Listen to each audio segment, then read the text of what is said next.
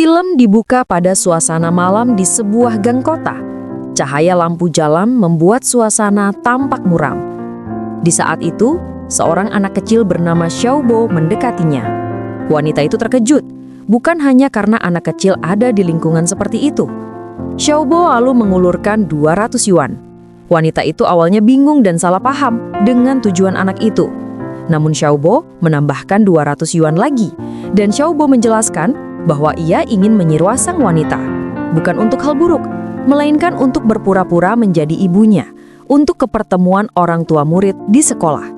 Setelah ragu sejenak, wanita itu menerima permintaan Xiaobo. Keesokan paginya, mereka bersiap pergi ke sekolah. Xiaobo memberikan jaket warna merah untuk digunakan. Wanita itu menolak karena jaket itu terlihat jelek, dan Xiaobo berkata, jika tidak dipakai, tidak akan ada bayaran. Karena wanita itu butuh uang, jadi dia terpaksa menggunakannya. Setelah hendak pergi, dia terkejut karena dia pergi ke sekolah menggunakan sepeda tua milik ibunya Xiaobo.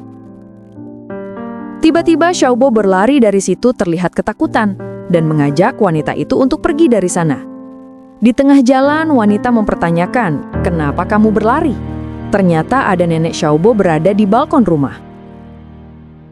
Saat mereka tiba di sekolah, Xiaobo menggenggam tangan wanita tersebut dan berjalan di sampingnya, tampak lebih percaya diri dari biasanya. Karena selama ini dia diejek teman-temannya di sekolah karena tidak punya ibu. Beberapa orang tua murid memperhatikan mereka dengan penasaran. Ada yang berkata, ibunya Xiaobo sangat cantik. Karena Xiaobo biasanya datang sendirian, sehingga kehadiran ibunya menimbulkan kejutan kecil. Setelah tiba di kelas, wanita itu kaget. Dia bertemu dengan pelanggannya. Karena pria itu takut ketahuan, jadi dia berpura-pura tidak mengenalnya. Tidak lama setelah itu, wanita itu mendapat panggilan dari pelanggannya dan ingin pergi dari sana. Xiaobo menahan wanita tersebut untuk tidak pergi dulu, karena masih ada 15 menit lagi. Wanita itu ingin mengembalikan uang 50 yuan milik Xiaobo, karena dia ingin segera pergi. Namun Xiaobo menjadi marah dan memilih pergi.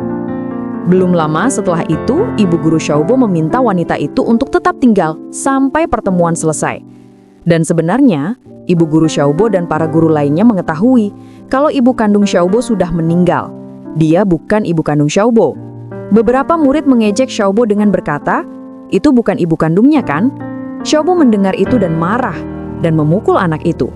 Para guru dan wanita itu melerai mereka. Setelah itu, kepala sekolah menyuruh Xiaobo untuk meminta maaf. Wanita itu tidak terima dan menatap tajam wajah ayah anak itu, yang ternyata pelanggan dari malam sebelumnya. Dia takut wanita itu akan membongkar identitasnya, jadi dia memilih untuk tidak menuntut apa-apa. Setelah acara selesai, mereka berjalan berdua meninggalkan sekolah. Suasana kembali hening. Ketika wanita itu berpamitan kepada Xiaobo, dia diam-diam menyelipkan uang 400 yuan ke dalam saku tas Xiaobo. Dan Xiaobo mengungkapkan kalau dia juga tahu kalau sebenarnya ibunya telah tiada. Nenek Xiaobo berbohong kepadanya karena dia tidak ingin Xiaobo sedih. Xiaobo yang ternyata sudah mengetahuinya terus berpura-pura mempercayainya. Setelah sampai di rumah, wanita itu menemukan catatan yang ada di dalam tasnya. Dan ternyata itu adalah karangan sekolah yang dibuat oleh Xiaobo. Di saat itu juga wanita itu menyadari kalau sebenarnya Xiaobo selama ini tinggal di bawah apartemennya. Dia tidak menyadarinya.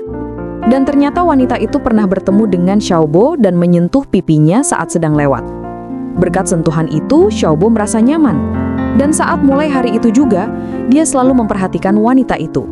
Wanita itu selalu pulang larut malam. Xiaobo selalu menunggu wanita itu pulang sambil berbaring di tempat tidur. Ketika dia mendengar suara langkah dari sepatu hak tinggi wanita itu, barulah dia bisa tertidur. Di hati Xiaobo, wanita itu sudah lama menjadi ibunya. Film berakhir dengan rasa hangat sekaligus menyedihkan. Pertemuan itu mungkin hanya sebentar, tetapi bagi keduanya, itu adalah momen yang berarti. Pada akhirnya, hidup kado mempertemukan kita dengan orang-orang yang tak pernah kita duga. Bukan untuk menggantikan siapapun, tetapi untuk mengisi kekosongan yang tak mampu kita isi sendiri. Xiaobo hanyalah seorang anak kecil yang butuh kehangatan. Dan di malam itu, suara seorang wanita asing, walau hanya sesaat, telah memberinya rasa aman yang selama ini hilang. Film ini mengingatkan kita bahwa kebaikan terkadang datang dari tempat yang paling tak terpikirkan. Dan setiap pertemuan, sekecil apapun, bisa menjadi titik balik dalam hidup seseorang. Terima kasih sudah menonton sampai akhir. Jangan lupa subscribe, like, dan komen pendapatmu tentang film ini. Dukungan kamu membantu channel ini terus berkembang.